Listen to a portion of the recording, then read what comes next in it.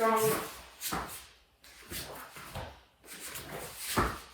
And you want to make sure that that foot and that hand land at the same time.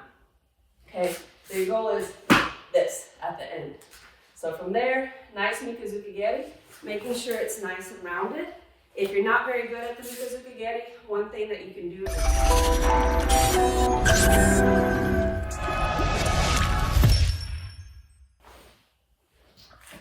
Hi, this is Sensei Sarah here with Global Martial Arts University, and in this video we're going to be concluding our series on common hand corrections with Heian Godan. So I encourage you, if you haven't been watching, to go back on the YouTube channel and look through all of my videos in this series, starting from Heian Shodan and then going all the way to here to Heian Godan. A lot of tips on common corrections that I make, but also just some information on stylistic differences, whether you study at a SCIF school or JKA school. We can do things just a little bit differently, and if you're like me, you're very interested in seeing how and why the differences exist. So, like I said, today we're going to be going into Heian Godan. So let's just get started. So again, we always start our kata from the very first stance and the bow and the announcement of the kata. That's the beginning. So we're nice and tall, nice bow at the waist. Heian Godan! And from there we begin our kata. So the first correction I often make, and I make this on pretty much all the Heian katas except for Heian Shodan because it does start in Zenkutsudachi, is that the first stance is Kokutsudachi. So if your school does it as Zenkutsudachi and that's a nuance that they've chosen to use, of course, by all means, I'm not saying they're wrong, but we're going by the traditional way that this kata is done. So again, Kokutsudachi, Tagazuki, and then up. So on the rhythm of that, it's going to be quick, quick, slow. So quick, quick, slow. And if you'll notice, the first place I'm looking is to the right. A lot of times I see people look front. So you do look front after you do your sequence to the right, but after the sequence to the left, your head looks to the right because that's where your next attack is coming from.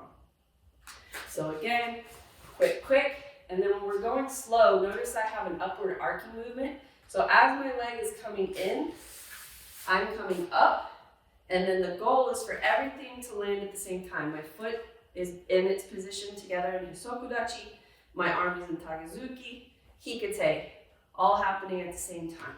Then I'm going to do the same thing to the other side, only this time I'm going to look forward. From there, we go into a strong strong Marote Uke, apologize, and then Juji Uke, up, ai! So the main thing on that sequence is just making sure that even though it's quick, that every movement, every block is clear and delineated. And so we want to have flow, but we also want to be very careful about shorty movements. So a lot of times I'll see kind of a halfway Marote into the Juji Uke. And then the punch is typically strong, but everything else is just kind of blurred. So you can be quick, but defined in each of your movements. Okay, so then from the punch, we're going to go into a strong Gidan Tetsuuchi as we land in Kibadachi. So we want to work on our Kibadachi, and even I'm a little bit off right now. So we practice by putting out a line. If you don't have a line like on your mat or the floor space that you're using, you can always use some painter's tape. It peels up pretty easily, won't do damage to your flooring. And just put that out and practice over and over that movement until you have your toes equidistant from each other, both parallel and facing front. So again, from here, strong. And you want to make sure that that foot and that hand land at the same time. Okay, so your goal is this at the end. So from there, nice Mikazuki geri, making sure it's nice and rounded. If you're not very good at the Mikazuki geri, one thing that you can do is a chair drill. So you just get a chair and just practice going up and over it. If you can't do a regular size chair, get something small, a small stool, and just practice getting that arc down and then get higher and higher objects until you have a nice high arced Mikazuki geri. Again, Mikazuki geri, strong Impyuchi. From here, we go in, up, looking at our hand, not looking that way, looking at the hand, and then from here is going to be the jump. And I'm going to turn this way so you can see. I do have a video specifically on the drills that I use to do this jump. So in this video, I'm just basically going to talk about what your goal is for the jump, but I encourage you to go look at that video to see the drills. I am going to go over the basics of it though. So the knee, it needs to go from facing in front of you here to facing in front of you here. What we don't want to do is do more like a Mikazuki geri, wind up like we just did. Instead, we want it to just move from this line straight up into this line. And what that's going to do is going to drive you upward rather than spin you around. So this is not really a spin.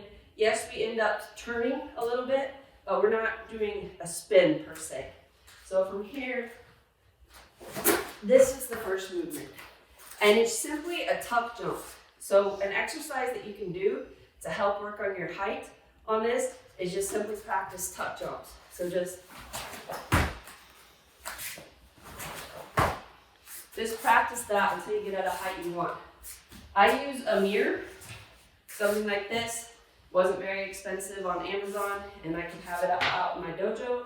Or I can use a plyo box like this. I use the plyo box to do jumps and plyometrics, but I also use it as just a reference point. So right now, I believe it's at 2 feet, 24 inches. And so my goal is for my feet to at least clear this. I attain that goal by tucking my leg. So it's not that I'm necessarily jumping 2 feet in the air. I can jump, and then it doesn't look very high, but I can use the same amount of power, then tuck, and it looks a little bit higher. So the goal here is tucking your legs, not necessarily jumping high. So, okay, from there, aye!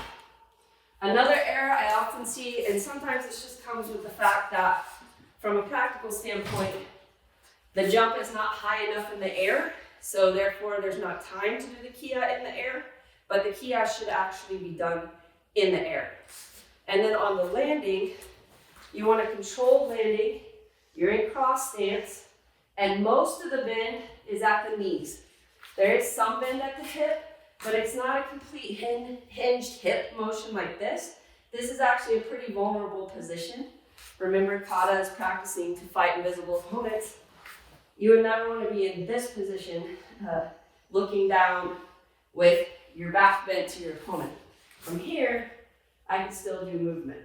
From here, it's a little bit hard. Maybe I could reverse headbutt if they happen to put their head or face right there, but it's a pretty vulnerable position. So again, on the landing, here, more bend at your knees. Now, I recognize some people may have some mobility problems with their knees, so you can adapt and just kind of maybe not tuck as much so you don't have to come down so much, and then maybe not quite so much bend in the knees. But you definitely want to be soft in your ankles, because if you land straight legged, that's going to put a lot of pressure and stress through those knees and legs. All right? Okay, so the jump is always the big hard part. So I'm going to turn here so you can see what's next. Okay, so we've accomplished the jump, and then we're going back up, straight down into Kenuchi. When we're doing Kenuchi, we're in a kind of narrowed Zenkutsu. So we're definitely in front stance, but it's narrowed. From here, we're going to pull our body into Manji Uke. So this is a contraction. Now we're going to expand. And when we do that, we end up pulling that front leg and changing the weight distribution. So now we're in Kokutsudachi.